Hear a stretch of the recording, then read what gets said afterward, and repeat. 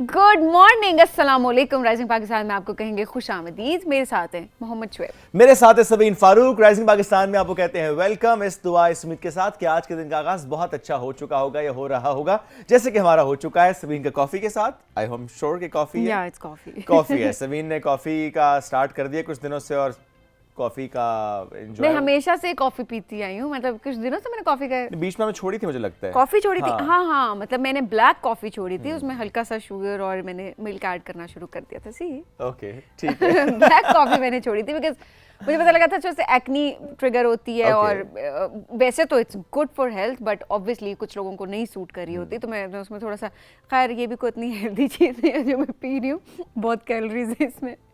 क्योंकि इसमें मिल्क है एंड शुगर भी है, शुगर है। हाँ, दैट्स व्हाई। अच्छा जी सबीन, हमने स्टार्ट ये करना है कि एक नया सेगमेंट तो नहीं इसे कहेंगे, एक नया अंदाज आज से हम सोच रहे हैं कि हम स्टार्ट करें। आपके आने से पहले हम सब यहाँ डिस्कस कर रहे थे। सो ये मेरे हाथ में किताब है और ये तारड़ साहब की किताब है, मुस्तनसर हुसैन तारड़ साहब, जिनसे मुताल्लिक इब्न इंशा ने कहा था कि तारड़ की नसर में शायरी का लुत्फ है। बहुत से लोगों ने उनके मुतालिक बहुत ज़बरदस्त गुफ्तगू कर रखी है और करेंगे कि इसमें से एक पैराग्राफ पढ़ना है और मैं सिलेक्ट मैं करके सबीन को दिया करूंगा। सो आज ये बुक का पहले दीजिए, ये मुझे दीजिए। ये नहीं था, ये सिलेबस में नहीं था। अरे सब कुछ बता देंगे, ये वो तो है लेकिन ये आउट ऑफ सिलेबस। अच्छा करना ये कि आपने अब जाना है पेज नंबर 157 पे। इन्होंने पेज नंबर भी याद किया है, पेज नंबर ऊंचा पढ़ना है, पहले टाइटल पढ़ना है आपने ऊंचा सा, page 157। Not at all. I'm not gonna read this. ये तो पढ़ना है ना, मुस्तनसर हुसैन तारड़ साहब की किताब है, ये मैंने नहीं उनका एक पढ़ना। चैप्टर है, उस चैप्टर की मैं हेडिंग कह रहा हूँ आपसे पढ़ने का, क्या मसला है? नहीं, ये मैं नहीं पढ़ूंगी हेडिंग, बिल्कुल भी ये पैराग्राफ पढ़ना है, हेडिंग नहीं पढ़ना है ना। मैं दुनिया यहाँ खत्म हो जाए ये हेडिंग में नहीं पढ़ूंगी। ये तो गलत बात है। ये इसको जूम करें जरा, ये मुझसे क्या पढ़वाना चाह रहे हैं, ये देखें जी, जूम करो शानी, जूम करो इसको। भाई मैंने तो आपको एक किताब दी है, आपकी जितनी भी क्या कहते हैं, ये क्या लिखा है? ये इसका टाइटल है, आप पढ़ के बताएं। आप बताएं ना, मैं क्यों बताऊं, ये तो लोगों ने पढ़ लिया है, लोगों ने पढ़ लिया है बिल्कुल। अब मैं इनको क्योंकि बहुत बेहतर से समझती हूँ, मिस्टर शुएब साहब को, मेरी कॉफी मुझे वापस है। ये क्या बात हुई? हाँ, यही बात हुई। चले मैं ही पढ़ लेता हूँ फिर। आज का आइडिया फ्लॉप हो गया। अब मैं कल कुछ और लेकर मैं जीत आऊंगा। गई। मेरा खावन मेरा लंगूर। अबे हेडिंग है ना, अब जिसके पास एक किताब है, ये सूट नहीं करता आपके लिए पढ़े ना, हजारों में शिकवे, अनम इसको पढ़े तो एक अलग बात है, हजारों में शिकवे। नहीं देखें, स्टोरी इतने मजे की थी, पढ़नी चाहिए हो थी गया, आपको। हो गया जी, हो गया, अब तो हो गया जी। अब क्या करें? खबर देते हैं नाज़रीन को, है ना। चलो ठीक है, अब कल की बात करें। मेरा ख्याल है मैं भी कॉफी पी लेता हूँ।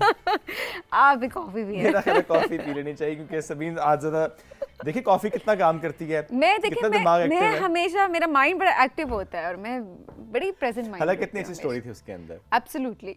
क्या मसला है? एनीवेज, पिछले 3-4 दिन से इसको क्या बोलते हैं, इसको बोलते हैं पंजाबी में कहते हैं पुट्ठी पै गई। अब बताएं जी, इतनी मुश्किल 3-4 रोज से क्या हो रहा है? निकाला था कि पढ़ाऊंगा आपसे, लेकिन चलें कोई बात नहीं, इट्स ओके। 3-4 दिन से मुझे लग रहा है सबीन की बहुत ज्यादा हैपनिंग्स हो रही हैं इस्लामाबाद में, इजंट इट? आप, आई एम नॉट श्योर कि आप ज्यादा निकल रही। उससे पता चलता है कि वीआईपी मूवमेंट्स हैं और इससे पता लगता है कि ऑब्वियसली जो बहुत स्पेशल जो हैं वो विजिट्स हैं इस्लामाबाद के, जब बात करें दो तरफा ताल्लुकात होते हैं मुख्तलिफ ममालिक के साथ, उसमें आगे बढ़ रहे थे, जैसे कि इस वक्त इंडोनेशिया के साथ पाकिस्तान के जो ताल्लुकात हैं उस पर बहुत ज्यादा बात हो रही है। 75 साल जो हैं सफारती ताल्लुकात, 75 ईयर्स वो कंप्लीट हुए और उस पर वज़ीर आज़म शहबाज शरीफ की दावत पर इंडोनेशियन प्रेसिडेंट को पाकिस्तान दावत दी गई, जिस पर उन्होंने दावत कबूल की और अभी वो इस्लामाबाद में मौजूद हैं। आसिफ अली जरदारी जो हमारे सदर हैं, प्रेसिडेंट साहब और प्राइम मिनिस्टर साहब, उन्होंने खैर मकदम किया उनका एयरपोर्ट पे। एट द सेम टाइम 21 तोपों की सलामी भी दी गई। बिल्कुल ऐसे ही है जी, और इसी तरह से देखिए हम लोग मुसलसल आगे माशाल्लाह बढ़ रहे हैं। जब हम ताल्लुकात की बात करते हैं, उन ताल्लुकात को जिस तरीके से हम ट्रांसलेट कर रहे हैं, तो आगे हम उसको लेकर चल रहे होते हैं।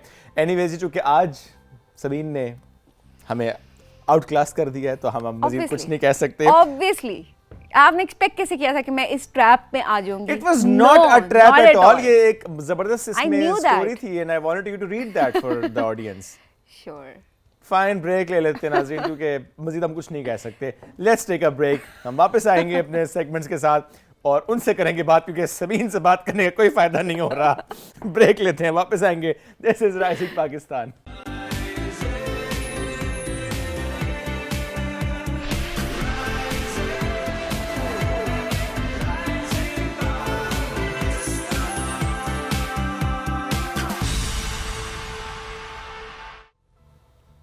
Welcome back. राइजिंग पाकिस्तान में एक बार फिर कहते हैं खुश आमदीद। आगे बढ़ेंगे और बात करते हैं एक मूवी की जो कि आनी तो है ईद पे, लेकिन उसका ट्रेलर चूँकि आ चुका है, लोग उसको बड़ा पसंद कर रहे हैं।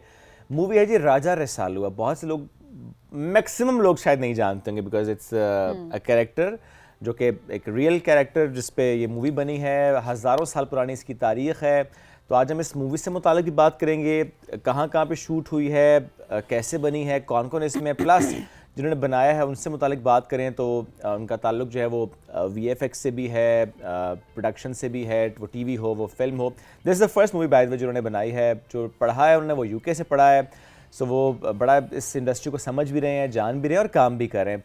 पर्सनली जो मुझे सबसे अच्छी बात लगी वो ये कि उन्होंने कहा कि मैं पाकिस्तान फिल्म इंडस्ट्री को बेसिकली प्रमोट करने की कोशिश कर रहा हूँ। दैट्स वाई ये मूवी बनी है जिसमें VFX का बहुत ज़्यादा काम है। So we are talking about Faisal Mir, जिन्होंने ये मूवी बनाई है, उनको वेलकम करते हैं। अस्सलाम वालेकुम जी, कैसे हैं आप? वालेकुम अस्सलाम। ग्रेट। फैसल साहब, ये आइडिया कैसे आया कि राजा रसालू दैट कैरेक्टर, इस पर मूवी बनानी है? मूवी पहले बनाई भी नहीं आपने? जी बेसिकली मेरी एजुकेशन ये फिल्म मेकिंग के हवाले से ही थी, तो और दूसरा मेरी जो पीरियड जो मूवीज़ हैं या पीरियड की जो होती हैं, इस तरह के जो स्टोरीज़ हैं वो मुझे ज़्यादा इंस्पायर करती थी। तो एजुकेशन भी थी और एक ये टारगेट भी था कि इस तरह का एक प्रोजेक्ट किया जाए जो हिस्ट्री से रिलेटेड हो और जो ट्रू हिस्ट्री हो। और राजा रसालू एक बहुत बड़ा करैक्टर गुजरा है जो हमारी तारीख़ का, हमारे सियालकोट, टेक्सला और मतलब उसकी बड़ी अच्छी स्टोरी थी। राजा सलमान, राजा रसालू, तो इंस्पायरिंग और बड़ी टची स्टोरी थी, इस वजह से इसको चूज़ किया। हालांकि ये बड़ा मुश्किल प्रोजेक्ट था क्योंकि इसमें आपको पता है पीरियड टाइम को कवर करना, चीज़ों को अवॉइड करना, कैमरा में किसी जगह कोई चीज़ भी आ सकती है उसको अवॉइड करना, तो मुश्किल प्रोजेक्ट था। बहरहाल अल्लाह का शुक्र है हमने इसको कंप्लीट किया अभी। And I am sure history को दिखाना सबसे ज़्यादा मुश्किल काम होता है, स्पेशली जब इतनी पुरानी तारीख है और लोगों को बताना इसके बारे में। तो थोड़ा सा स्टोरी के बारे में हमें बताएं, राजा रसालू के बारे में हमें बताएं, बिकॉज जो इस वक्त जनरेशन नहीं जानती उसको थोड़ा आइडिया हो, सो दैट अट्रैक्ट हो के वो देखने जाए इस फिल्म को बाद में। बेसिकली राजपूत फैमिली का जो आगाज़ हुआ था ये बेसिकली उन पे है। जिस तरह अलेक्जेंडर द ग्रेट के साथ राजा पोरस की जंग हुई थी झेलम के मुकाम पे, तो राजा पोरस एक बहुत बड़ा करैक्टर था। ये उसकी फैमिली से, हम उसके दादा परदादा थे राजा रसालू के, राजा पोरस। इनके बाद राजा सलमान था जिनके नाम पे सियालकोट है अभी भी। तो जो राजा सलमान थे उनके बेटे थे राजा रसालू। और इनकी जो राजधानी थी, जो हुकूमत थी, वो हज़ारा तक जाती थी, सियालकोट से हज़ारा तक। इन्होंने बेसिकली शिकस्त दी थी राजा सरकप, जिसके नाम की आज भी सिटी है, सरकप सिटी। अगर आप टेक्सला जाते हैं तो आपको नज़र आती है एक सिटी जिसका नाम है सरकप सिटी। बिल्कुल। इन्होंने, राजा रसालू ने उसको भी शिकस्त दी थी। तो उसके अलावा हज़ारा में इनकी बहुत ज़्यादा मतलब इन्फ्लुएंस थी और लोग उनको बहुत जानते हैं। राजपूत फैमिली के जो लोग हैं जो कि पाकिस्तान में हैं, जो कि इंडियन तो बेसिकली बहुत ज़्यादा जानते हैं इस कैरेक्टर को। पाकिस्तान में लोग इतना नहीं जानते हैं, पर राजपूत फैमिली जो पाकिस्तान में भी है वो बहुत जानती है इस कैरेक्टर को। और ये बहुत बेहतरीन एक समझ लें एक इंसान गुजरा है जिसने इंसानियत की खिदमत की है और हमारी ज़मीन की स्टोरी है। ओके, सो इसमें राजा रसालू का किरदार किसने निभाया है? जी, राजा रसालू का किरदार हमारे बहुत अच्छे कैरेक्टर हैं, अभी अच्छा रोल, अच्छी ड्रामा में भी बहुत ज़्यादा आ रहे हैं। अरमान अली पाशा एक न्यू फेस है और बहुत ही अच्छा काम कर रहे हैं, तो वो मेन लीड पे हैं इसके। सही जी। और फीमेल में है शामीन खान, वो भी बड़ा अच्छा काम कर रही हैं और बड़े सुपरहिट ड्रामे उनके चल रहे हैं आजकल। तो इसके अलावा नई रिजाज साहब है, जो कि एक ड्रीम था मेरा हमेशा से कि नई रिजाज साहब जैसे कैरेक्टर अगर मैं कोई फिल्म का कोई प्रोजेक्ट करता हूँ तो उसमें हो, तो नई रिजाज साहब है। अयूब खोसा साहब का हमेशा से दिल था, वो हैं इसमें। सही। इसमें अदनान शाह टीपू हैं, तो अल्हम्दुलिल्लाह अच्छे नाम हैं इसमें। तो ये तो सारे ही बड़े बड़े नाम हैं जिनका आप हमें बता रहे हैं, तो लोग तो वैसे ही अट्रैक्ट होकर जाएंगे इन नामों के लिए, क्योंकि हमेशा ये जो आपने नाम लिए हैं ये तो सारे कैरेक्टर आर्टिस्ट हैं। तो आई एम श्योर कि वो उस कैरेक्टर को बहुत बेहतर तरीके से निभाएंगे। लेकिन थोड़ा सा समझते हैं इस फिल्म को शुएब। ट्रेलर देखते हैं ज़रा मिलके और देखते हैं कि बाकी और कौन से किरदार हैं और कैसी अदाकारी है उनकी।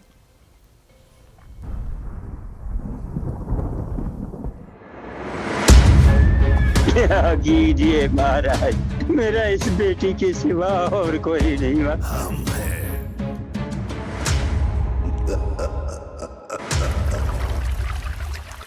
महारानी की कोख में एक राजा उपहार करेगा। वो सुंदर सुपुत्र, महान और शक्तिशाली होगा।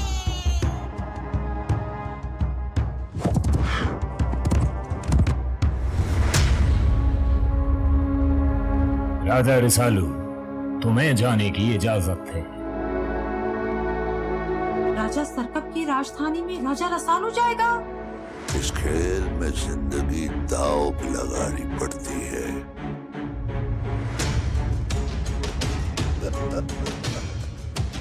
राजाओं महाराजाओं के पास हमारा आना जाना लगा रहता है, क्योंकि हमारे पास माल ही ऐसा होता है।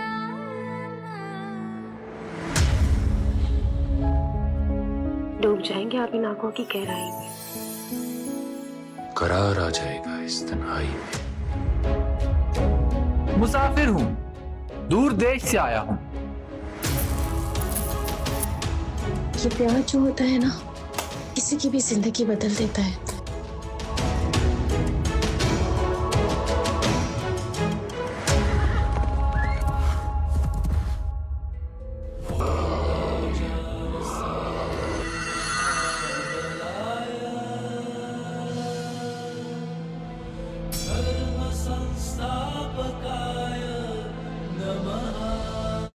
राजा रसालू का ट्रेलर हमने आपको दिखाया है।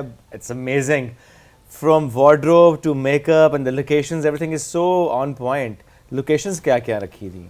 लोकेशन हमने इस्लामाबाद में एक जगह है मेरा बगवाल, ओके, उसमें एक हैं बट साहब, वो सोबिया महल, उनका एक पूरी हवेली है, तकरीबन 70 कनाल की है। अच्छा, तो उन्होंने हमारे साथ बड़ा ताउन किया। उन्होंने जो उनका आर्किटेक्चर जो उन्होंने जिस माइंड से वो बनाया है वो लगता ही एंशिएंट है। ओके, किस जगह पे? सॉरी, है मेरा बगवाल कि इस्लामाबाद में ये किस तरफ है? बेसिकली ये मुझे भी इतना नॉलेज तो नहीं है, और बहरहाल वो है बाराकाऊ की साइड। बाराकाऊ की साइड पे, ओके। जी। और वार्डरोब एंड मेकअप पे भी ज़रूर बात करेंगे। ये बहुत ही ज़बरदस्त आपने आइडिया कंसीव करके उसको ट्रांसलेट करवाया है। वार्डरोब बेसिकली खुद काफ़ी सारा, क्योंकि ये जो उस टाइम के जो वार्डरोब थे वो हमें इजीली अवेलेबल नहीं थे, तो काफ़ी सारे हमने खुद अरेंज किए, बनवाए, और कुछ हमने हायर किए बारी स्टूडियो, मतलब बाकी जगहों से।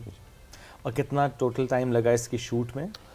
शूट टाइम इसका था को 45 to 50 डेज़, ओके। और इसका टोटल टाइम जो स्टार्ट से अभी तक जो हो गया वो तकरीबन कुछ 2-2.5 साल हो गए। हमारा इन प्रोसेस है प्रोजेक्ट। अच्छा, थोड़ा क्योंकि थोड़ा मुश्किल करके था। दायरा शूट करना होता है। शूट तो हमने कर लिया था, इसका जो पोस्ट प्रोसेस टाइम था वो बड़ा ओके। मुश्किल था। आपको पता है ये चीज़ें, ये जो मैचिंग और VFX और ग्रीन स्क्रीन का काम था, बीच में आपने कुछ 3D के कैरेक्टर देखे होंगे, उनको उसमें मर्ज करना। टेक्नोलॉजी पे भी जरा आते हैं कि क्या क्या आपने लेटेस्ट टेक्नोलॉजी यूज़ की। रिलीज़ ये कब एक्सपेक्टेड क्या है? एक्सपेक्टेशन हमारी, पहले तो हमारा यही प्लान था कि हम इसको न्यू ईयर पे ही रिलीज़ करेंगे। सही। बहरहाल due to some like technical चीज़ें और हमने इसको डिले किया, और बाद दोस्तों ने ये सजेस्ट किया कि आप इसको ईद पे रिलीज़ करें, तो सही। हम प्लान यही कर रहे हैं कि छोटी ईद पे इंशाल्लाह इसको चलिए, रिलीज़ वो भी करेंगे। दूर नहीं है। अब ज़रा बताइएगा कि टेक्नोलॉजी किस तरीके से, लेटेस्ट टेक्नोलॉजी का आपने इस्तेमाल किया? हाँ, इसमें असल में मेरी एजुकेशन भी इसी से रिलेटेड थी, फिल्म मेकिंग से। ये मैंने पढ़ा भी था, और हमेशा से ये मेरी एक ख्वाहिश भी थी कि मैं इसी तरह का काम पाकिस्तान में करने की कोशिश करूँगा। तो इसमें हमने VFX की टेक्नोलॉजी यूटिलाइज़ की है।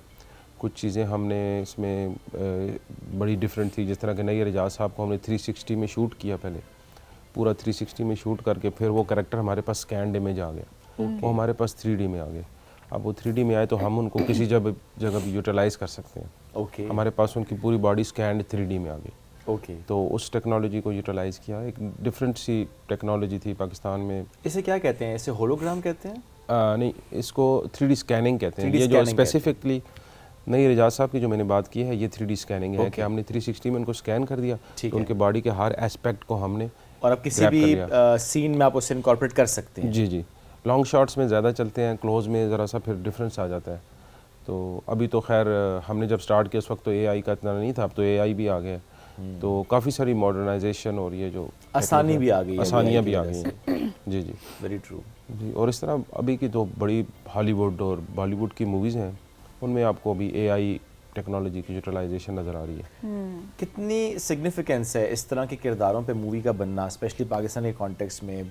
हम ये देखते हैं, अगर हम खत्ते की बात करें, बाकी ममालिक का जिक्र करें, पड़ोसी मुल्क की बात कर रहे हैं, हम देखते हैं कि वहाँ पे फिल्म्स बन रही होती हैं, डिस्टॉर्टेड फैक्ट्स होते हैं वहाँ पर, माजी को लेकर, किसी एक इंसिडेंट को लेकर भी वो बिल्कुल झूठ पे मबनी मूवीज़ बना रहे होते हैं। लेकिन हमारे यहाँ भले कम काम हो रहा होता है, लेकिन बड़ा हकीकत पर मबनी काम हो रहा होता है। कितनी ज़्यादा सिग्निफिकेंस है, स्पेशली जिस तरह राजा रसालू पे आपने काम किया, फॉर दैट मैटर और भी बहुत से कैरेक्टर्स पे आहिस्ता आहिस्ता काम होता है। फिर हमने ये जो शूट की ना, ये तो इसकी जो स्टोरी है, एक तो इंस्पायरिंग है फॉर पाकिस्तानी व्यूअर्स, दूसरा ये है कि पाकिस्तान में इस तरह के प्रोजेक्ट्स मैंने तो नहीं देखे कि किसी ने इतनी पुरानी हिस्ट्री पे कोई काम किया हो। एक इवेंट पे मुझे जावेद शेख साहब मिले, उन्होंने मुझे कहा कि तुमने इस तरह की इतनी पुरानी स्टोरी बना दी, हम 25, 30, 35 साल से काम कर रहे हैं, हमने इस तरह का काम नहीं किया, क्योंकि ये काम ही बड़ा मुश्किल था। और ये एक देखें दुनिया का ट्रेंड जो है वर्ल्ड वाइड, आप जो OTT प्लेटफॉर्म्स देखते हैं उसमें आप देखें जो वर्ल्ड वाइड इंस्पायर करते हैं, इवन के पाकिस्तानी जो व्यूअर्स हैं वो भी बड़े इंस्पायर होते हैं, पर अनफॉर्चुनेटली पाकिस्तान में वो चीज़ ही नहीं बन रही, मतलब कोई जंप ही नहीं करता। तो मैंने एक इसमें पहली दफ़ा जंप की है। मतलब है ये है ना कि एक बंदा हर बंदा कोशिश ही नहीं करता, डर जाते हैं। सो आपने कहा कि ठीक है कोशिश तो करनी चाहिए। कोशिश की है जी। आपने ये मूवी सिनेमा के लिए ही बनाई है या कि OTT प्लेटफॉर्म के लिए बनाई है? ये बेसिकली स्टार्ट में तो सिनेमा पे ही प्लान है कि पाकिस्तान में और बाकी जिस जगह पे मौका मिलेगा उसको सिनेमा पे लेके जाएंगे। उसके बाद OTT प्लेटफॉर्म का भी ये प्रोग्राम है कि उनको भी देंगे और उधर भी इसको रिलीज़ करेंगे। चलें, एक्सपेक्टेशंस वैसे क्या है? मैं इस कॉन्टेक्स्ट पे पूछ रही हूँ, हमेशा फिल्म मेकर्स जब आते हैं पाकिस्तान में वो बड़ा डर रहे होते हैं प्रोड्यूसर्स के पैसा ना डूब जाए, कहीं लोग देखने आएंगे कि नहीं, बिकॉज काफ़ी ट्रेंड्स भी चेंज होते हैं, हमें दिखाई दे रहे हैं, सिनेमा का रुझान भी हमें बड़ा कम दिखाई दे रहा है पाकिस्तान में। क्या एक्सपेक्टेशंस है आपकी? एक्सपेक्टेशंस तो बड़ी हाई हैं जी, क्योंकि अभी का जो ट्रेंड है व्यूअर्स का वो इसी साइड का ही है, लोग इसी चीज़ को पसंद करते हैं। वो जो एक नॉर्मली पाकिस्तान में एक ट्रेंड बना हुआ है जो सुबह से रात तक आप देखते हैं, उससे हट के एक काम है। तो उम्मीद तो है कि लोग इसको पसंद करेंगे, एक पॉजिटिव फ्रेम ऑफ माइंड से देखने वाले बंदे लाजमी हम सबको अप्रिशिएट करेंगे, तो एक अच्छा आउटपुट इंशाल्लाह निकलेगा पाकिस्तान से। टिपिकल स्टोरी नहीं है, मैं भी इसका ट्रेलर देख रही थी तो मुझे काफ़ी पसंद आई ओवरऑल इसकी लोकेशंस जो आपने सेलेक्ट की हुई हैं, characters and then character artist आप लोगों ने लिए हुए हैं, और बड़े अच्छे तरीके से आपने उसको शूट किया हुआ है, तो कोई टिपिकल चीज़ ये लग भी नहीं रही, तो आई एम श्योर कि लोग ज़रूर ट्रेलर देखेंगे। फर्स्ट लुक में ही आपको डिफरेंट लगती है ना। इसके अलावा एग्जीक्यूटिव प्रोड्यूसर जो हमारे हैं, आप जिस तरह कह रहे थे कि वो मैं भी इसका लाइक को प्रोड्यूसर हूँ, साथ मेरे एग्जीक्यूटिव प्रोड्यूसर मेराज साहब है, मेराजुद्दीन साहब, रिनाउंड नेम है पाकिस्तानी ड्रामा इंडस्ट्री में। इसके अलावा राशिद साहब हैं, मोहम्मद राशिद साहब, उन्होंने बहुत ज़्यादा सपोर्ट की, वो भी एग्जीक्यूटिव प्रोड्यूसर हैं। तो ये है कि प्रोड्यूसर्स और हम सब ने मिल के इसको ये प्लान किया और ये बनाया, और उम्मीद रखी कि अल्लाह पाक हमें इसमें से कामयाबी देगा। हमने इंशाल्लाह। गाने भी हैं बीच में? जी गाने भी हैं। कितने गाने हैं? 3 गाने हैं। वो भी लाइक ट्रेडिशनल सॉन्ग्स हैं। हाँ जी। ट्रेडिशनल से मुराद क्या है? वो उस वक्त के गाने हैं कोई? नहीं, मतलब एक मॉडर्न टाइप होते हैं ना सॉन्ग्स। वो तो ट्रेडिशन हुई ना। मैंने कहा इतने 2000 साल पुराना आप कैरेक्टर बता रहे हैं, राइट? हाँ जी, इस्लाम से भी 400 साल पुरानी स्टोरी है। क्लासिकल सॉन्ग्स आप कह सकते हैं, इसमें क्लासिकल सॉन्ग्स आपको मिलेंगे।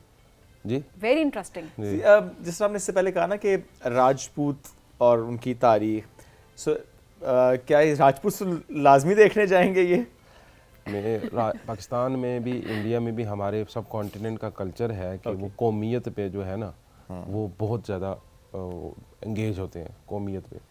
राजपूत बहुत ज़्यादा इंटरेस्ट शो कर रहे हैं। मैंने जब इसको सोशल मीडिया पे अपलोड किया, यूट्यूब पे हमारा ट्रेलर रिलीज़ हुआ, तो इंडिया से बहुत ज़्यादा हमें फीडबैक आई, क्योंकि इंडियंस बहुत ज़्यादा, क्योंकि ये उनका बेसिकली तो उनका वो था ना, ये एक स्टार था, एक एपिक कैरेक्टर था ये।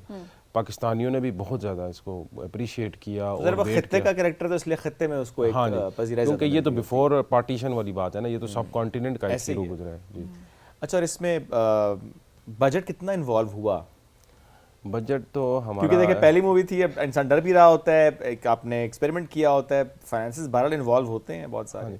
असल में सबसे महंगा काम इसमें VFX वाला था, क्योंकि पर सेकंड चार्ज होता है।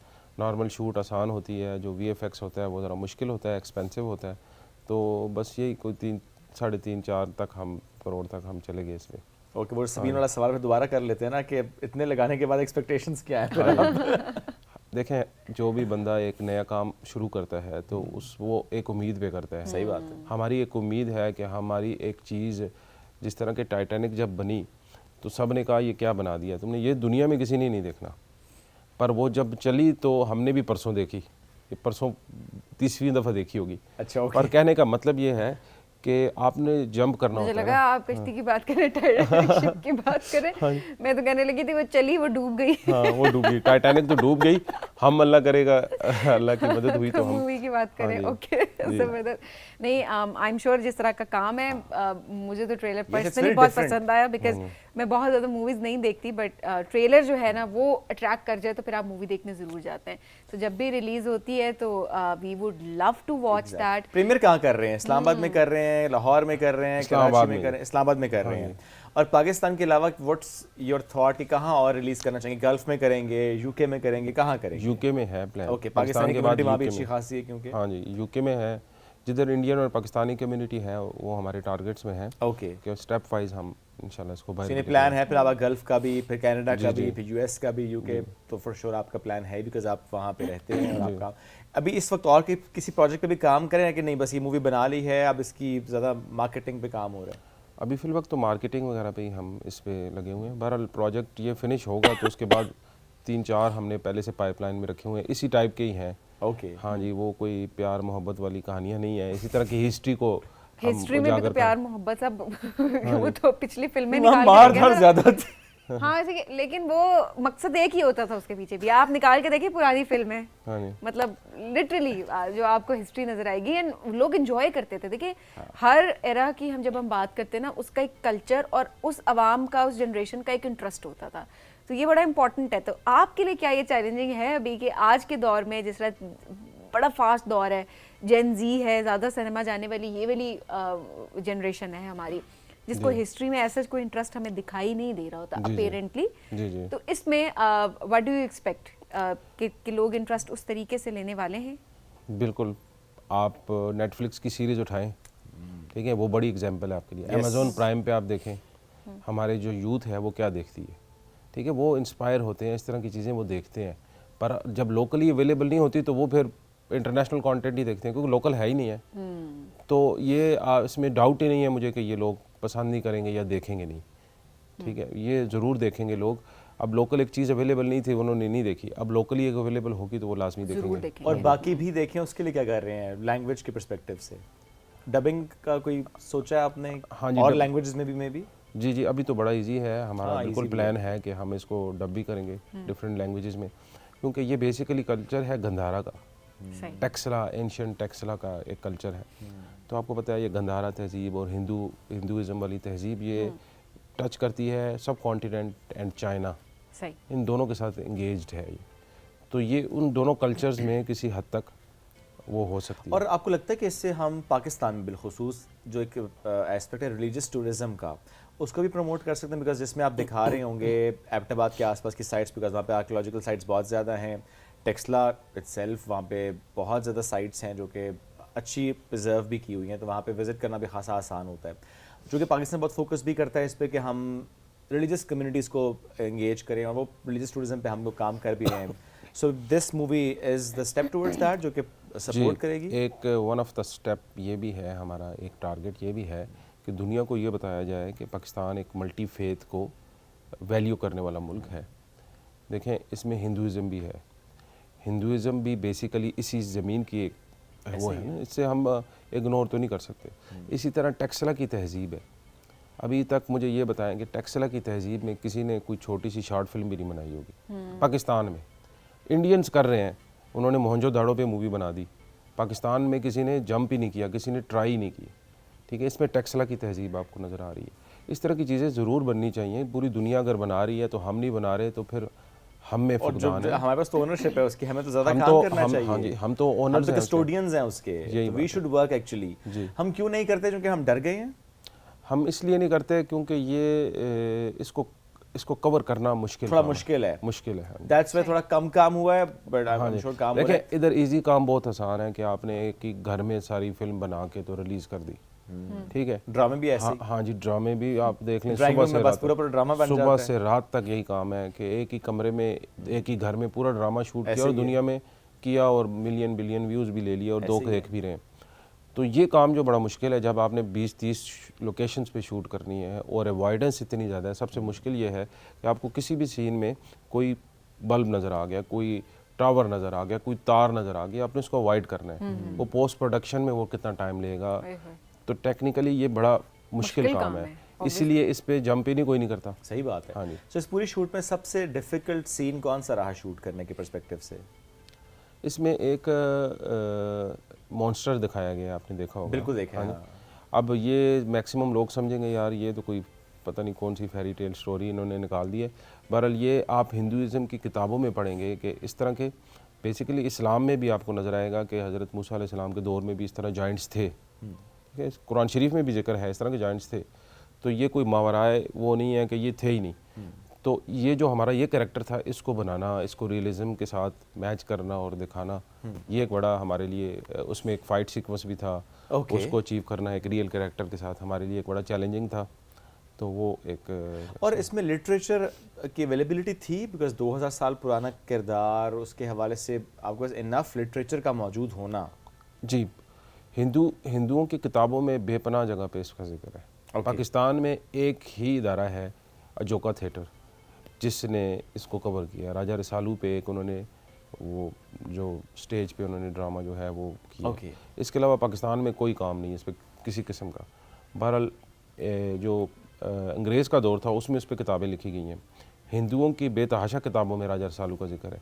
तो ये नहीं है कि इसकी बहुत इनफ लिटरेचर वाज अवेलेबल। जी जी बिल्कुल था, बहुत ज़्यादा। और उसको आपने फिर एक मूवी की शक्ल में आप लेकर आए हैं। ऑल द बेस्ट जी इस मूवी के लिए, आपने बड़ी मेहनत की है। You and your team for sure. तमाम जो कैरेक्टर्स जिन्होंने इसमें एक्टिंग की है उन्होंने भी ज़रा बहुत मेहनत के साथ काम किया है। तो लेट्स सी जी, trailer is amazing.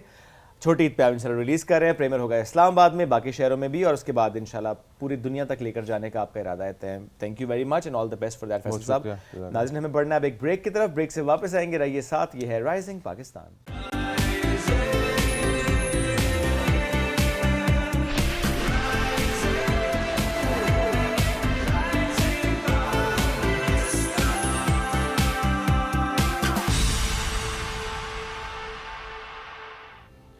Welcome back ji. Rising Pakistan में आपको कहेंगे खुश आमदीद। और अब एक बहुत ज़बरदस्त न्यूज़ हम लेकर आए हैं जी इस्लामाबाद वालों के लिए, और वो ख़बर ये है कि अब आपको जी birth certificate, death certificate, marriage certificate या डिवोर्स सर्टिफिकेट के लिए आपको कहीं पर डिफरेंट ऑफिसेज में जाने की ज़रूरत नहीं है। अब एक ऐप है जिसके थ्रू आप घर बैठे अप्लाई कर सकते हैं और ये सर्टिफिकेट्स आप हासिल कर सकते हैं। और वाकई हम आम शहरियों की ज़िंदगियों में इससे बड़ी आसानी और कोई नहीं होती कि आपको एक पेपर यहाँ से कलेक्ट करना है, कि यहाँ से आपको टेस्ट कराना है, फिर ये चीज़ें आपको प्रोवाइड करनी है, एंड देन लंबी लंबी कतारों में आपको लगना है।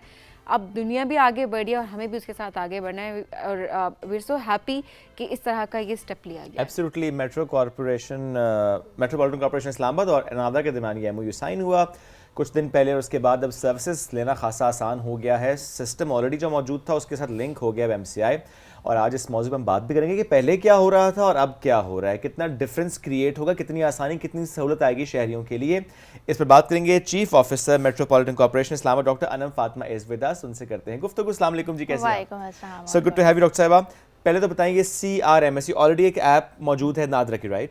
ये एक सिविलियन रजिस्ट्रेशन डेटाबेस सिस्टम है जो नादरा ने इंट्रोड्यूस कराया आफ्टर द सक्सेस ऑफ जो ID कार्ड और BA फॉर्म सिस्टम है। ठीक है। तो मकसद इसका ये है कि बजाय इसके कि एक दो पैरेलल सिस्टम्स चलें जिसके अंदर टिपिकली सिटीजन्स अपनी म्यूनसिपैलिटी में बर्थ का, डेथ का, इन चीज़ों का इंदराज करते थे क्योंकि इनका ज़रूरत इनको पड़ती है। जब कभी किसी ने ट्रैवल करना है, they need a birth certificate, बच्चे को दाखिल कराना है, they need a birth certificate. तो इंस्टेड के बर्थ सर्टिफिकेट एक लेटर डेट पे जाके बे फॉर्म बने और बाद में ID कार्ड बने, हम शुरू से सिस्टम को इकट्ठा कर देते हैं। तो इसमें थोड़ा सा प्रॉब्लम ये था कि बिकॉज यूसीज आपकी बहुत ज़्यादा फ्रेगमेंटेड हैं, मुख्तलिफ जगहों पे ऑफिसेज हैं, और जो बर्थ सर्टिफिकेट होता है वो टिपिकली ऐसे ऑफिस से मिलता है जो आपके घर के करीब वाक़ हो। तो उस सिस्टम को इकट्ठा करके एक ऑनलाइन सिस्टम पे लेकर आना, देयर वर सम उसमें इश्यूज थे, बट ऑब्वियसली हमने उस पर काम किया और नादरा वालों के साथ भी हमारी थी इस सिलसिले में कोलैबोरेशन एक सक्सेसफुल हो गई। और अब इट्स पॉसिबल कि आप बेशक अपना इंदराज दफ्तर जाके कराएं, बेशक आप घर बैठ के करा लें। Both options are there. जो सिटीज़न अपने आप को डिजिटली एक्टिव फील करता है, they can do it through that system, और अगर जो सिटीज़न अभी तक अपने आप को उस उस कंफर्टेबल नहीं है, they can still go to office. ये बड़ा अच्छा है कि दोनों सिस्टम मौजूद रखे दोनों हैं। सिस्टम्स आते अच्छा, अगर आप थोड़ा सा और इससे एक्सप्लेन कर पाएं कि पहले क्या हो रहा था, जो आपने कहा ना यूसीज और उसमें सर्टिफिकेट्स लेना, थोड़ा सा एक्सप्लेन इस तरह कीजिए कि पहले का एक बच्चा पैदा हुआ, उसने कहाँ कहाँ पर जाना है इंदिराज के लिए जब तक उसका बेफाम या आईडी कार्ड बनेगा, और अब इस सिस्टम के थ्रू कितना आसान हुआ। माँ बाप ने ऑफ कोर्स।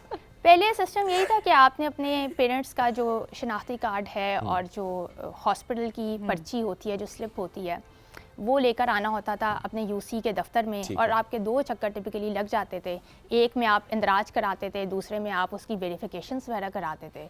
और सेकेंडली उसमें थोड़ा सा प्रॉब्लम ये था कि डिस्क्रेशन थी, उसमें लोग अक्सर अपनी बर्थ रजिस्ट्रेशन लेटर डेट पे कराते थे क्योंकि बच्चे को थोड़ा कम उम्र जाहिर करना चाह रहे हैं, which is somewhat of N obsession, a national obsession, कि सारे अपने बच्चों की उम्र कम लिखवाते हैं।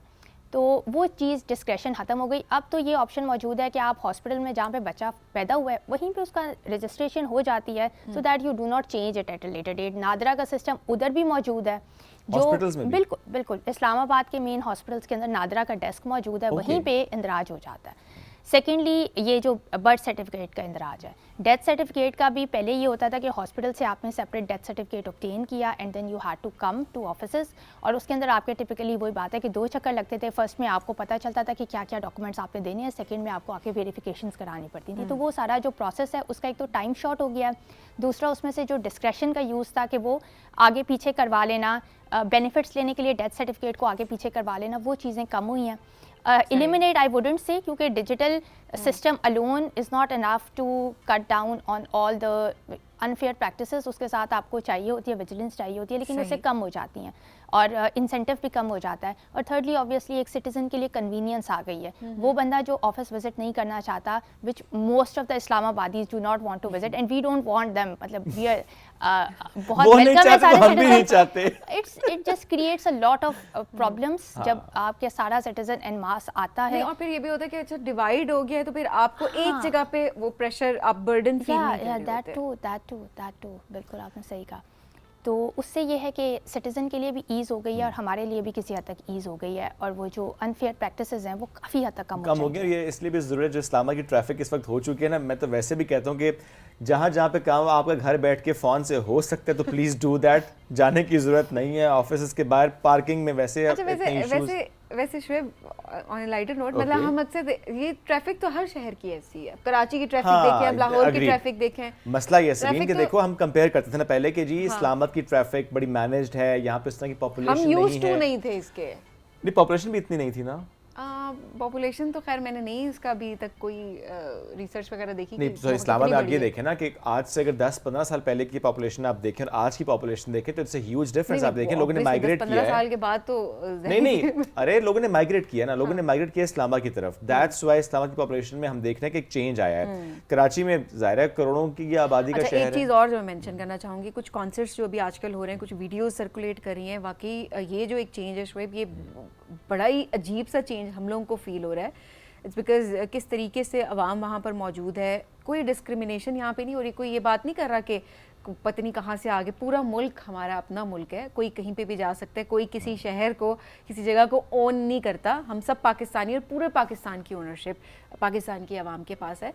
द पॉइंट इज़ वाकई इस तरह से जब कॉन्सर्ट्स वगैरह होते थे तो हम नहीं देखते थे कि ऐसा क्राउड वहाँ पर होगा, और वो जो क्राउड है वो आप सबको पता है, जिनको बिल्कुल तमीज़ नहीं है कि किस तरीके से ख़वातीन को जगह देनी है। जहाँ पर फैमिली इवेंट कहा जाता है वो फैमिली इवेंट नहीं होता।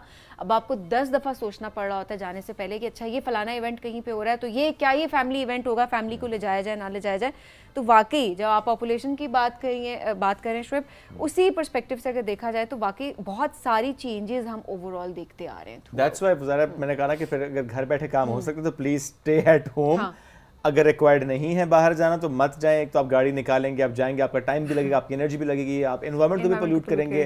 सो डोंट गो, घर रहें, फोन का इस्तेमाल करें। Back to the topic. अच्छा, अब ये जो लोग उम्रें छोटी लिखवा देते हैं बच्चों की, इसके बारे में क्या स्टेप्स लिए जा सकते हैं? जुमला अच्छा था, नेशनल ऑब्सेशन ऑफ पाकिस्तान। नहीं, बाकी ऐसे होता है। और एक तो ये भी मसला बहुत ज़्यादा हो गया है कि आप देखें 1 जनवरी आता है ना तो आधे पाकिस्तान की बर्थडे होती है, 14 अगस्त आता है तो 14 अगस्त को बाकी के आधे पाकिस्तान, फिर जो बचे कुछ रह जाते हैं वो बाकी महीनों में पूरे हो जाते हैं। बस ये है कि देखें जो डिजिटल सिस्टम है उससे एक तो इंसेंटिवाइजेशन जो है ना कि एक लेटर डेट पे आपकी नीयत ख़राब हो सकती है वो ख़त्म हो जाती है। ऑब्वियसली जो कोई करते हैं वो किसी न किसी ज़रूरत के पेश नज़र करते हैं, कभी स्कूल्स की रिक्वायरमेंट्स होती हैं और कभी वैसे एक जिस तरह आपने कहा कि बहुत ज़्यादा फ्यूचर का सोच रहे होते हैं शायद सरकारी मुलाजमत का या इस तरह, बट आई थिंक अब उसका थोड़ा रुझान कम हो रहा है। और बजाय इसके कि आप इंतज़ार करें कि बच्चे का जब बे फॉर्म बनता है मैट्रिक में तब पेरेंट्स एज चूज़ करें और तब शायद उनका नीयत ख़राब हो जाए, उससे बेहतर है कि आपका बच्चे का शुरू से एक फुटप्रिंट हो जो नेशनल डेटाबेस में महफूज हो, उसी फुटप्रिंट पे आगे फर्दर एजेस पे जैसे जैसे वो जो माइलस्टोन अचीव करता जाए वो उसकी कैटलॉग होती जाए। और हमारे लिए बेहतर भी है कि हमारे डेटास के लिए जिन डेटास को पाकिस्तान ने इस्तेमाल करना है, एज अ नेशन इस्तेमाल करना है, फॉर फ्यूचर प्लानिंग इस्तेमाल करना है, हमारे पास एक एक्यूरेट काउंट हो, एक एक्यूरेट काउंट हो कि किस सीजन में कौन सा बच्चा पैदा हो रहा है और हमारे पास हर ईयर में जो पॉपुलेशन में इंक्रीज आया है वो उसका पता हो हमें। बिल्कुल। और इसमें डॉक्टर साहब ये भी कितना ज़रूरी है कि देखें अगर आपने बच्चे की तारीख गलत लिखवाई है और अब आपने उसे रूटीन इम्यूनाइजेशन की तरफ लेकर जाना है तो आप क्या करेंगे? आपने बच्चे को का इंदराज तो कराया नहीं है लेकिन आपने इंजेक्शन लगवाना है। अब जब इंजेक्शन लगवाने आप जाएंगे तो आपके पास डॉक्यूमेंट नहीं होगा। अब तो स्कूल में भी ज़्यादा रिक्वायर्ड होता है कि आपने बताना है उनको कि at the time of admission के इम्यूनाइजेशन हुई थी नहीं हुई थी। सो हम कंफ्यूज कर रहे हैं पूरे सिस्टम को। मल्टीपल इश्यूज आ जाते हैं अगर जो उसकी डेटाबेस के अंदर उसकी एंट्री है वो करेक्ट से नहीं हुई। एंड ये जो डिजिटाइजेशन वाला प्रोसेस है we are extending it to whole of metropolitan corporation, not just birth and death. जो कोई परमिट्स होते हैं, जो कोई पार्किंग परमिट्स होते हैं या ओपन स्पेस के लाइसेंसिंग होती है या शॉप्स की लाइसेंसिंग होती है, वो सारा कुछ भी we are putting it on the digital channel so that जो आपकी पेमेंट्स हैं एमसीआई को जो भी आपने टैक्सेस देने हैं वो सारा कुछ भी पेपरलेस हो और without needing to visit MCI offices हो। आपको ऑफिस ना आना पड़े, आपने जो कुछ भी करना है वो उस पर हो और उसमें ट्रांसपेरेंसी भी ज़्यादा है और जो एक एजेंट बेस्ड डिस्क्रेशन हो जाती है जब गवर्नमेंट ऑफिशियल इन्वॉल्व होता है उसके चांसेस भी खत्म हो अच्छा, कोई डेमो वगैरह भी आप लोग सोशल मीडिया पे अपलोड करें इस हवाले से? बिकॉज बहुत अच्छा हो कि सारे लोग अब डिजिटल की तरफ आएँ। कंफर्टेबल होना एक अलग बात है लेकिन हमें भी सिस्टम को भी तो हमने ओवरबर्डन होने से बचाना है ना। Exactly. तो क्या कोई डेमो वगैरह कोई आप सोशल मीडिया अवेयरनेस के लिए भी काम कर रहे हैं इस हवाले से? बिल्कुल, हमने इसकी एक एड कैंपेन तो की है but you are very right, we should do a demo. और जो हमारे उधर लोग आते हैं उनको तो साथ साथ अवेयर किया जाता है कि आप ये सर्विसेज आप जिस हॉस्पिटल में बच्चे की पैदाइश हुई है उसमें भी अवेल कर सकते हैं। You can always avail it sitting at home. तो इंशाल्लाह विल वर्क ऑन दैट कि उसकी जो मार्केटिंग है और आसानी के साथ लोग समझ पाए। ये बस सबीन का बड़ा अच्छा पॉइंट है। देखें कि घर में फॉर एग्जांपल आपका जो पॉइंट था कि वो लोग जो डिजिटली साउंड नहीं है वो फिजिकली आ जाए, बट घर में कोई ना कोई ऐसा होता है जो कि डिजिटली साउंड होता है। आप उसे कहें कि जस्ट डू इट। अगर वो नहीं भी समझ पा रहे या समहाउ नहीं समझना चाहते, होता है कुछ लोग अभी तक कहते हैं ना कि हम एटीएम यूज़ नहीं करेंगे, हम चेक से ही कैश विड्रॉ करेंगे।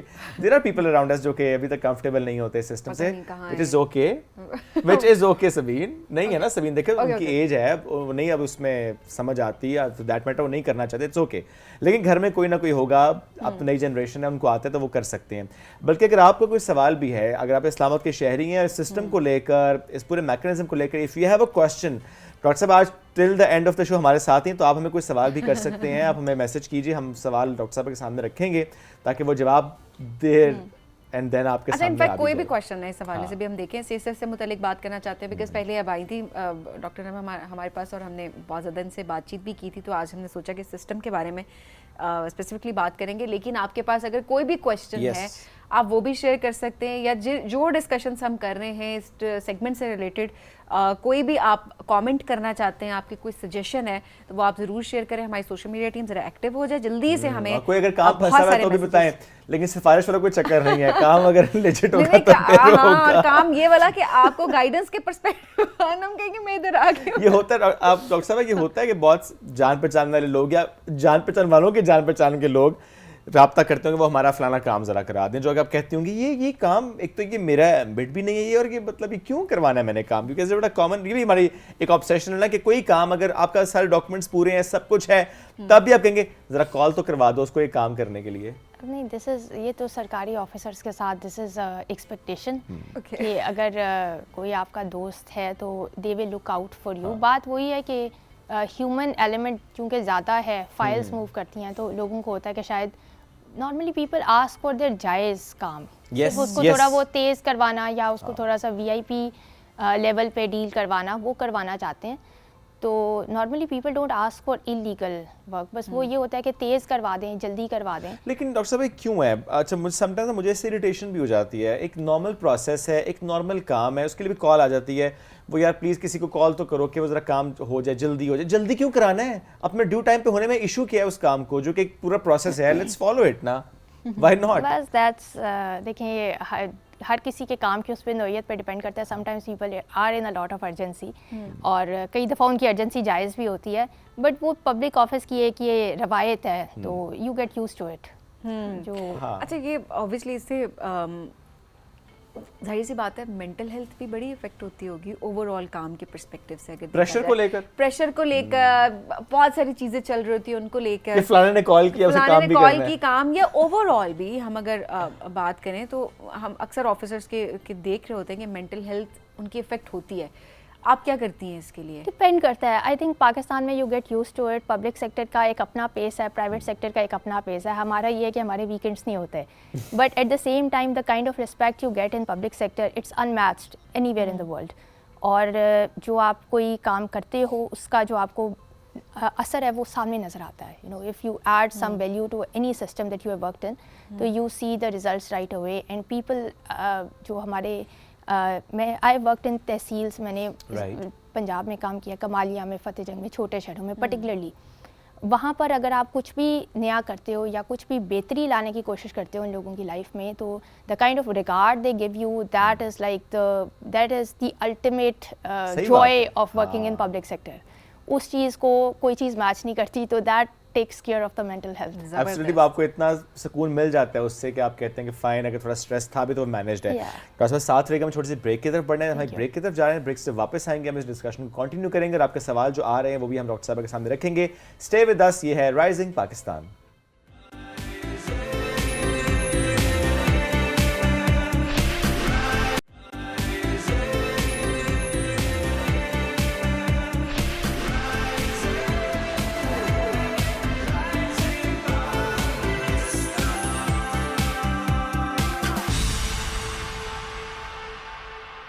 Welcome back. राइजिंग पाकिस्तान में एक बार फिर कहते हैं खुश आमदी। डॉक्टर अनम फातिमा हमारे साथ मौजूद हैं, चीफ ऑफिसर हैं मेट्रोपॉलिटन कॉर्पोरेशन इस्लामाबाद।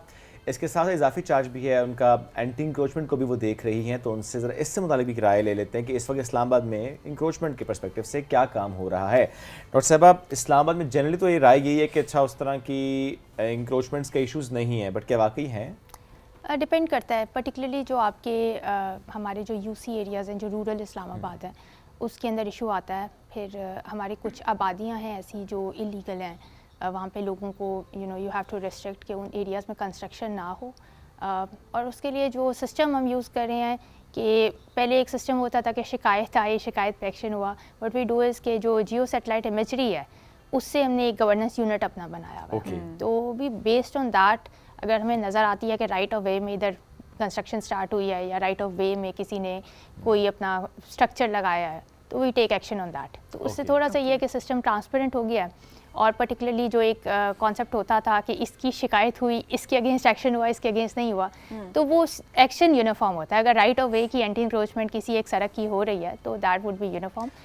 लेकिन इसमें ये थोड़ी सी बात मैं ज़रूर यहाँ पे करूँगा। देखिए, नॉर्मली हमारे यहाँ ना एक रवैया है कि अच्छा जी मैंने गलत काम किया, मेरे खिलाफ एक्शन हो, मैं कहूँगा वो जो उसने गलत काम किया उसके खिलाफ आपने एक्शन क्यों नहीं लिया? और भाई मैंने गलत काम किया है, मेरे खिलाफ एक्शन हो रहा है, इस पे बात नहीं मैं कर रहा, वो उसने गलत काम किया उसके खिलाफ एक्शन। ये तो वो वाली बात होगी ना, एग्जाम में एक बच्चे का सेल फोन पकड़ा गया तो एक का पकड़ा, टीचर इसके पास भी है। वो बस ये है कि रूल ऑफ लॉ वो लोगों के ज़हन में है कि शायद यूनिफॉर्म नहीं लगता। जब एक दफ़ा हम यूनिफॉर्म लगाना शुरू कर देते हैं, GT road is a test case. GT road में एक बड़ा इशू था कि लोगों ने रोड साइड्स पे जो उधर इंडस्ट्रीज़ थी उन्होंने मशीनरीज पार्क कर रखी थी, उससे सारी ग्रीन बेल्ट जो है वो ऑब्वियसली ख़राब हो रही थी और वो कमर्शियल पर्पसेस के लिए राइट ऑफ वे को इस्तेमाल कर रहे थे। तो जब अब किया गया उसके ऊपर जब एक्शन लिया गया तो it was uniform. The entire 16 kilometre length of GT road was dealt with uniformly. तो उससे फिर काफ़ी हद तक वो जो इस टाइप का फॉल आउट आता वो है नहीं या ब्लो आता। बैक आता है, वो कम हो जाता और अभी हम रिसेंटली देख रहे थे ब्लू एरिया में कि वहाँ पर भी उसे क्या ट्रैफिक फ्री किया जा रहा है कुछ सर्विस लेन्स को, कार फ्री जोन उसको है दैट, बनाया बट जा रहा है। That doesn't come under my domain. Okay, आपके उसमें नहीं आता। अच्छा जी, कोई मैसेज देना चाहेंगी इस वक्त हमारी आवाम को, स्पेशली सिस्टम से मुताबिक? इस्लामाबाद वालों को आपका क्या पैगाम है? नहीं, नथिंग, इट्स जस्ट दैट कि आप लोग जो इस्लामाबाद के शहरी काफ़ी लॉ बेइंग सिटीजन्स हैं, बट अगेन जो पॉइंट है वो ये है कि तो दफ्तरों आ में गया आने ना? के बजाय जहाँ जहाँ डिजिटल सर्विसेज हैं, मेक यूज़ ऑफ दैट, उससे बड़ा फ़ायदा हो जाता है। मतलब वो आपको किसी को कॉल करके कहना नहीं पड़ेगा, ऑटो पे आपके काम होंगे। तो भाई- सिस्टम पे ट्रस्ट करें, सिस्टम हाँ। को फॉलो करें, ये बहुत इंपॉर्टेंट है। हर वक्त चक्कर लगाने दफ्तरों के ज़रूरी नहीं है, कॉलिंग करानी ज़रूरी नहीं है। इंपॉर्टेंट ये है कि ट्रस्ट करें सिस्टम पे और हर चीज़ अपने वक्त के मुताबिक हो जाएगी। डॉक्टर नम, बहुत शुक्रिया प्रोग्राम में हमें ज्वाइन करने के लिए। नाज़रीन, हम बढ़ेंगे एक ब्रेक के जाने, ब्रेक से वापस आएंगे तो शामिल करेंगे आप सबके ज़बरदस्त से मैसेजेस जो राइजिंग पाकिस्तान हमारी पूरी टीम के लिए इस प्रोग्राम के लिए आपने हमें भेजे हैं जी। स्टे विद अस।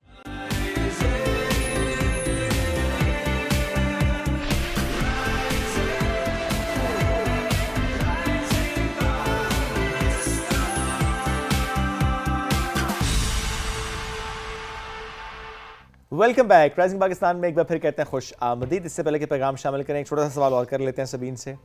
और सबीन, सवाल ये मेरा है, इम्तिहान, मुझे ऐसा लगता है मैं किसी राइजिंग पाकिस्तान के सेट में नहीं, एग्जामिनेशन हॉल में बैठी हुई हूँ। देखिए आपको ये फीलिंग देता हूँ कि आप अभी स्टूडेंट हैं, वेरी यंग स्टूडेंट स्टूडेंट। तो रहना चाहिए इंसान को आखिरी दम तक, बिकॉज हम सीख रहे होते हैं। चलिए जी, आज क्या सिखाने वाले हैं आप मुझे? मक्खू ठपना क्या होता है? मक्खू ठपना एक सेंटेंस में इसको इस्तेमाल करें सो आई कैन गेस। वो आए जरा इस दफा, मैं उसका मक्खू ठप दूंगा। ओ, मतलब ये कि उसका बंदोबस्त कर दूंगा, उसको ठीक ठाक कर दूंगा, मतलब उसको खत्म कर दूंगा। Yes, right. Oh my God, smart. देखिए yeah. नाज़रीन, बताने का मकसद था कि कंपनी कितना असर करती है ना। Company Absolutely. मैटर्स। आज सुबह से इनके साथ ना कुछ ऐसे ही हो रहा है, तो ये कंपनी ये कर आज क्या खा गया ये सुबह? हाजिर दिमागी जो है ना वो बहुत इंपॉर्टेंट होती है। आज क्या खाया था? आज तो मेरी नींद भी नहीं पूरी, श्वेत साहब। अभी नींद पूरी नहीं है तो ये हाल है। ये हाल है, तो सोचें कि क्या होगा। और ये वाकई आज वैसे मैं इसको एड्रेस करना चाहती थी, इस बात को कि कितना पड़ोसियों के हुकूक के बारे में कितना कहा गया है। इस्लाम में भी इसके ऊपर बहुत ज़्यादा बात की गई है, एंड ऑब्वियसली ओवरऑल भी एक एथिक्स होते हैं, सिविक सेंस होती है, जो कि शायद हम लोग बहुत हद तक हम इसको लैक कर रहे होते हैं। लिटरली शुएब, रात को 3 बजे तक 7 वाले घर में ऊंचा म्यूजिक बजता रहा, टीवी की आवाज़, और वो ऐसा, मतलब ऐसे बुफर लगा के जैसे नहीं एंजॉय कर। पार्टी गाने तो पार्टी वाले नहीं थे, कोई पुराने पता नहीं कौन से कुछ दुखी आत्मा वहाँ पे बैठी हुई थी। ब्रेकअप सॉन्ग्स, तो वो ब्रेकअप सॉन्ग्स टाइप कुछ थे। तो आपको चाहिए था पूछती जाके कि भाईजान सब खैर है? नहीं, मेरा दिल बहुत कर रहा था कि ये मैं करूं, लेकिन फिर मैंने भी थोड़ा सा ये सोचा कि बहुत बुरा लगता है आधी रात को किसी के घर की बेल बजाना, बट आज I am gonna do that, और मैं इसको जाकर इसकी कंप्लेन करूंगी। अगर नहीं को तो ऑब्वियसली सोसाइटी को जरूर करूंगी। ये मैं क्यों मेंशन कर रही हूँ, क्योंकि हम अक्सर देख रहे होते हैं कि इस तरह के लोग जब कहीं पे भी आ जाते हैं ना, वो किसी भी जगह पे आ जाएंगे, वो आप ना वो कहीं का डेकोरम देखेंगे, ना वो ये देखेंगे कि दिन है रात है, वो इस चीज़ का बिल्कुल ख्याल नहीं रखेंगे, और उसी अपनी एक ना उसमें लगे रहेंगे कि बस ठीक है जी हम इंजॉय करें एंड दैट्स इट। इस तरह नहीं होना चाहिए। ऑफिस जाना होता है, किसी ने कोई किसी के घर कोई बीमार हो सकता है, आप कहीं पर भी आप हैं, आपको इस चीज़ की तमीज़ करनी चाहिए कि आपको अपनी हदूद में रहते हुए 4 दीवारी के अंदर आप जो मर्जी करें, we don't care about that, but obviously जब उससे बाहर किसी को नुकसान होगा तो लोग फिर बात ज़रूर करेंगे। सो खैर, कहीं पर भी आप भी अगर इस तरीके से करते हैं तो please never do that, never. Absolutely जी। चलें आगे बढ़ते हैं जी, और कुछ मैसेज आ चुके हैं वो शामिल कर लेते हैं। बिलाल का मैसेज है जी हाफिजाबाद से। वो लिखते हैं कि राइजिंग पाकिस्तान की टीम, खासकर Mohammad Sudhir Sahab, general manager PTV Islamabad Suhail Ashraf Sahab, programme manager PTV Islamabad Sonia Arshad Sahiba, आप सबसे रिक्वेस्ट है कि मेरे पैगामात प्रोग्राम में शामिल किया करें, आपकी मेहरबानी होगी। बिलाल, आप जब मैसेज करेंगे हम शामिल करेंगे। अभी भी तो किया हमने, इन 3 के अलावा मेरे और सबीन का भी नाम लिखते थे तो हम भी शामिल कर लेते, क्योंकि देखिए शामिल मेरा तो सबीन हम नहीं नहीं करना है। अभी तो मैंने कर दिया ये, लेकिन अगली बार अगर मेरा और सबीन का नाम नहीं होगा तो फिर काम खराब हो सकता है। ये जो हम पिछले सेगमेंट में बात करते हैं ना, ऊपर से कॉल कराते हैं, ऊपर से कॉल नहीं करानी हो हमें, जाते हैं, ऊपर से कॉल करवाने की जरूरत नहीं। डायरेक्ट कन्वर्सेशन करें ब्रो, प्लीज। अच्छा जी, आयशा ने इस्लामाबाद से मैसेज भेजा। आयशा कहती है जी, राइजिंग पाकिस्तान शो हमें बहुत पसंद है। शो की खास बात यह है कि मुझे शो में अपने मतलब की हर चीज़ मिल जाती है। अच्छा जी, सबीन की ड्रेसिंग से मुझे अपने कपड़े बनाने में बहुत मदद मिल जाती है। जैसे वो खुद बनाती है ना। मैं तो खुद नहीं बनाती, लेकिन कोशिश मेरी यही होती है। मैं कोई डिज़ाइनर मैं तो जाती हूँ, कपड़े उठाती हूँ, सस्ते सेल से जो होते हैं कपड़े पहन लेती हूँ। वो मैं वैसे ऑनेस्टली एक बात बताऊँ, कोशिश मेरी वही होती है कि मैं वही कपड़े अपने शो में पहनूं जिससे लोग रिलेट कर सकते हो, हर घर बैठी लड़की के लिए वो एक्सेसिबल हो। एंड इट्स वेरी इंपॉर्टेंट कि कोई ऐसी हमें अनरियलिस्टिक एक्सपेक्टेशंस नहीं सेट करनी चाहिए इस प्लेटफॉर्म पे बैठ के, जैसे लोग सोचे अच्छा जी फलाने का जोड़ा था वो कितने का था। भी मैं सॉलिड कपड़े पहनती हूँ और सस्ते तरीन कपड़े। सस्ते तरीन पे मेरा जरा जब आज के दौर के हिसाब से ओके लेकिन हाँ ये बहुत दुरुस्त बात है। मेरे भी इवन फैमिली में बहुत से लोग ना मुझसे पूछेंगे वो सबीन ने फलाने दिन कौन सा जोड़ा पहना था, जरा पूछना उससे किस ब्रांड का या कहाँ से उसने लिया, तो ये हो रहा होता और वो इजीली देखे जब मैं ब्रांड बताती हूँ तो मिल जाता है और लोग उसको खरीद पा रहे होते हैं, तो इट्स वेरी इंपॉर्टेंट। लेकिन ये जोड़ा मैंने सुना है कि बहुत पुराना है, ये 6 साल पुरानी मेरी शर्ट है और राइजिंग पाकिस्तान की ऑडियंस जो है वो इस जोड़े को जरूर पहचान गई होगी। हमें ये नहीं पता हमने कल खाया क्या था, तुम कह रही हो 9 साल पुराना जोड़ा भी याद मैं इस रखे। वजह से बात बता रही हूँ क्योंकि जो लड़कियां फॉलो करती हैं वो इंस्टा पे अक्सर मैसेजेस मुझे कर रही होती है जब मैं पुराना जोड़ा बहुत निकाल के पहनती हूँ, जो मैं अक्सर पहनती हूँ, तो बता रही होती है कि आपने फलाने दिन या आपने फलाने साल में ये जोड़ा पहना था। 6 साल पुराना जोड़ा, ये तकरीबन 6 साल पुराना जोड़ा है जो कि मैंने इस वक्त पहना हुआ है और मैं कपड़ों का बहुत ख्याल रखती हूँ। मुझे एक और मैसेज है दानिया ने बहावलपुर से मैसेज भेजा। दानिया कहती हैं राइजिंग पाकिस्तान की टीम को बहुत सलाम, हम सब टीचर उस्मान के सेगमेंट बहुत इंजॉय करते हैं, उनके सेगमेंट में हम इससे बहुत कुछ सीखते हैं, हम भी ऐसे सेगमेंट से बहुत कुछ सीखते हैं। एक मैसेज आपके पास भी मौजूद है, आप पढ़ें। यस, अमार खान रावलपिंडी से कहते हैं प्रोग्राम बहुत अच्छा है, बहुत शौक से देखते हैं, शोएब भाई आप हमें बहुत पसंद हैं और वो कहते हैं आपके प्रोग्राम मालूमात बहुत ज़्यादा होती हैं, रिवायती मॉर्निंग शो से हट के इसमें एक लाइन मैंने इजाफी कही थी, उसके लिए माजरत। एनीवेज जी मैंने कहा मार के मैंने तो लिखा ही नहीं था। एनीवेज जी थैंक यू वेरी मच, आप सबका बहुत शुक्रिया प्रोग्राम पसंद करने के लिए, और आपकी वजह से ये प्रोग्राम है, चूँकि आप जिस तरह के प्रोग्राम देखना चाहते हैं, जिस तरह के मौजूद, जिस तरह के मेहमान, हमारी यही कोशिश होती है कि हम वो करें इनकॉर्पोरेट। आपसे लेंगे अब इजाज़त, दोबारा मुलाकात कल करेंगे। अल्लाह हाफिज़।